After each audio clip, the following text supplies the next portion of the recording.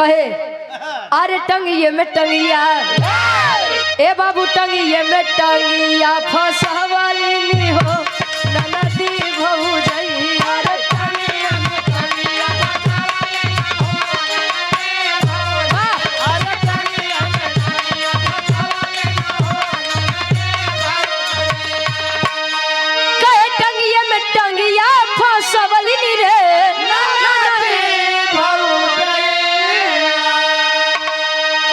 कहे ऊपर ऐसे डाल के ही नवाली हो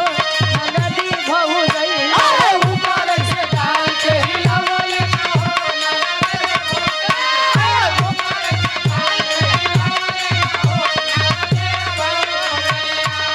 अरे ऊपर ऐसे डाली के ही लवली रे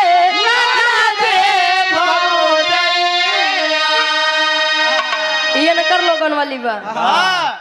कहे माल सफेद गिरवाली नी हो नदी भौजैया रे माल सफेद गिरवाली हो नदी भौजैया रे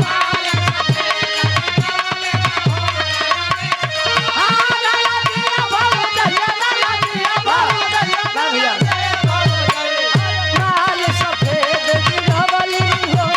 नदी भौजैया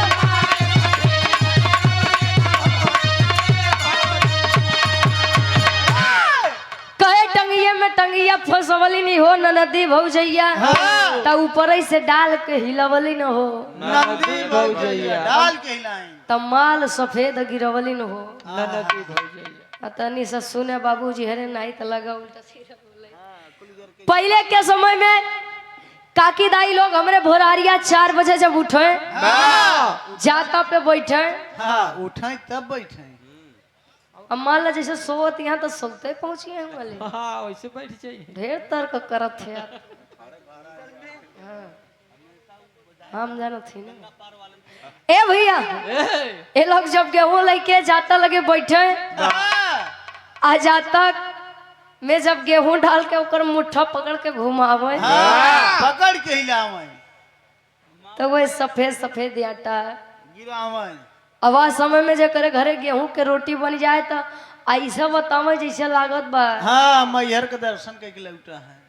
कहा भैया आज हमारे घरे गेहूं के रोटी बनी बा लेकिन का करबा आज के जनरेशन वाले बिना मेहनत करे 5 मिनट पाई जाते हैं तो कहाँ से कीमत जिन्हें बाबा जैसा तू हो गया है ना गुरुजी ये है 2 अर्थी भाव पहले के हमारे काकी दाई लोग बड़ा काम करे गुरुजी पहले के काकी दाई लोग लंबा घूंघट करे काहे बदे जानत है इनका सबका दांत बड़े बड़े होत रहा अरे पागल बने उनके अंदर संस्कार रहे दांत बड़ा बड़ा नहीं रहे ए भैया पहले के दुल्ही मांग भर के सिंदूर लगावे काहे बदे कि हमारे दुल्हा के आयु लंबी होखे और दुल्ही काहे कि सुहागिन बन के आई सुहागिन बन के दुनिया से चली जाए तो हमसे ज्यादा किस्मतदार क्यों नहीं बा लेकिन आज के दुल्ही बगली मांग करके तनी सा सिंदूर टिक ली है काहे बदे जानो क्या जल्दी मरे दूसरे के जाई तोहार वाली कितना लगा बेलचस लगावा थे बस 140 बंद होई है तब तो तू 140 पार कर दे बा अब या बताइए सा मौके के बात हो जाए ये छोटी सी गुड़िया नंदिनी यादव और ये विद्यांशु यादव जंगली भैया बड़ा लहाया लाउते लहाव दुबरा गया बड़ा अच्छा भी लगा लहाऊ नहीं पा दुबरा गया चुप रहा ए भैया लहावे के मतलब हमारी तरफ वाली गाया अपनी तरफ वाली बताया 5+1 वाली बताई दी है लेकिन जनान नहीं तो हार कौने में गए अरे तो गावत है यार थोड़ी करिए त्यावा गुरुजी आ जंगली भैया ये हमारे तरफ वाली है अरे चित्ता की दे ए हाँ ताकला शायद तोरे ताके से बेचारू के गंगा नहीं नहाई के पड़े खुद ही नहवाई दे अब हाँ बे कुंभ मेला लगवाए रहने लोग माघ मेला लगवा भैया अच्छा जब लड़का घरे जन्म लेते तब 3 गोल बंधत है गोल मतलब जे अपने अपने उम्र वाले दात नो हेरत हैं। अब जैसे ही में देखला दादा हरे अपने तरफ बैठा है, भैया हरे हमारे अपनी तरफ बैठा है। हाँ माँ हेरे तुम्हारा अपने कैसी बैठी है। हाँ, तोरे लगे। आई जौन छोट के हमारी बाबू भैया बाटे इन रजाई गदल के अपनी तरफ बैठा है। बा रजाई ओढ़ ले जब भैया नहीं तो हमारी तरफ जुकाम के शिकार भी जब हाँ तुम्हार माई गिरी है वो करे तो। 3 गोल बंधे तो 50 से 80 साल वाली एक तरफ रही है। वाह हाँ बढ़िया पान वान चबाई के वाह एक तरफ बैठी हैं। आ एक गोल 30 से 50 साल वाली इनके बनत है, जैसे हमारे चाची काकी हरे हुई गई। हाँ एक गोल आज के जनरेशन वाली 18 से 30 साल वाली, वाह तो 50 से 80 साल वाली जोन बा उ लइका आ या लड़की के हो भय के खुशी में गावत है, वैसे लड़की के भय के खुशी कम रहत है। ऊपर सोहर बड़ा कम गवात है दादा, बाकी लड़का भय पे ज्यादा तयाज लड़किन वाली हो जाए। ये हमारे नंदनी बहनी खातिर अब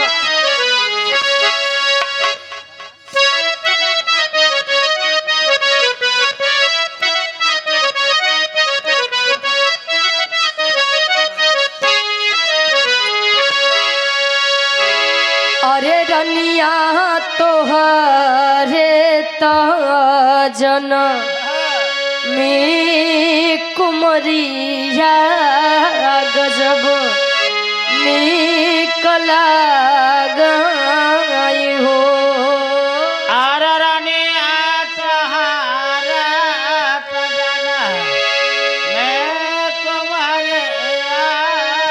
गजब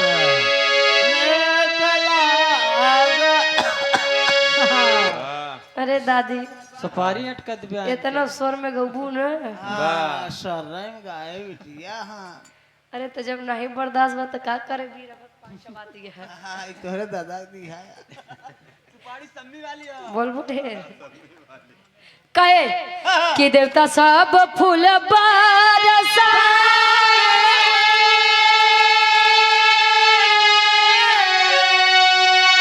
अंगनवा में नाचायो।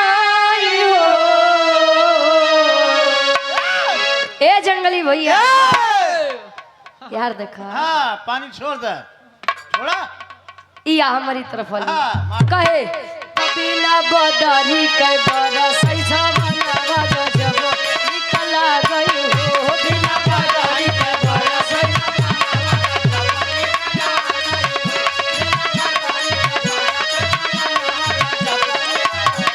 हाँ गजब निकला बिना बदरी के बरस ऐसा बनवा गजब निकला गई हो। बिना बदरी के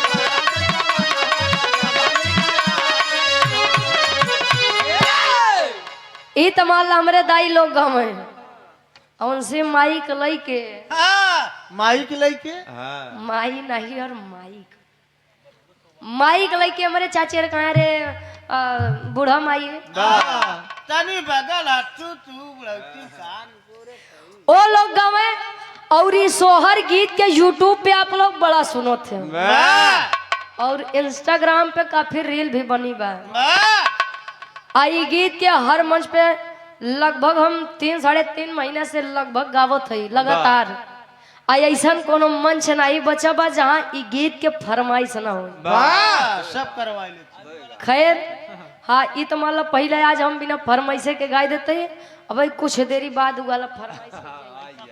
ओ लोग गाँव में कैसे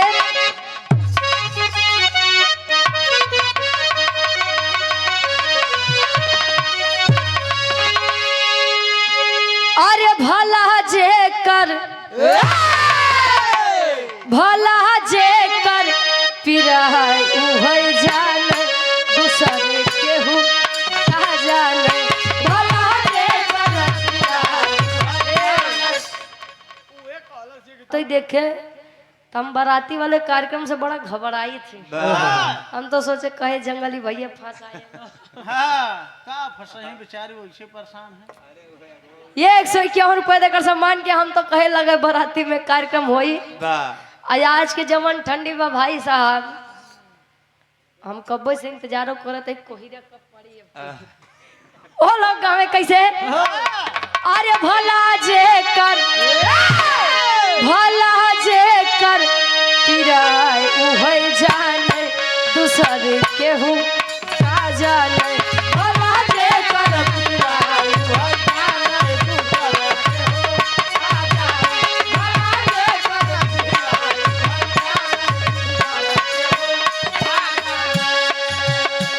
पिराय कहे जे करे नाई फटी बेवाई आ उका जाने पीर भराई देखा ता कितना जने खड़ा है तब लड़ी जात है भाई हमें सबको पीरिया था इधर। हाँ कितना जने जाते हैं तो कुकुरे बिलार से लड़ी जाते हैं। हाँ हाँ कहे जकरे नाई फटी बेवाई उका जाने पीर भराई जकरे ऊपर बीतत है काका वही जाना। वही जानत है। कहे दुलैया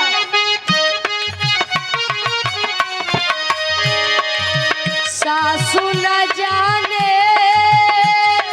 गावे गावे गावे सासू न जाने नदियो न जाने सासू न जाने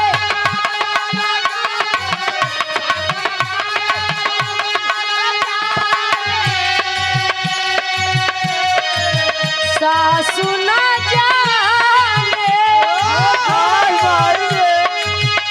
आई न नदियो न जाने।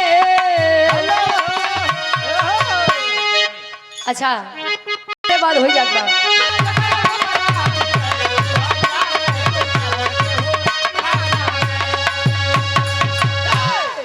आज के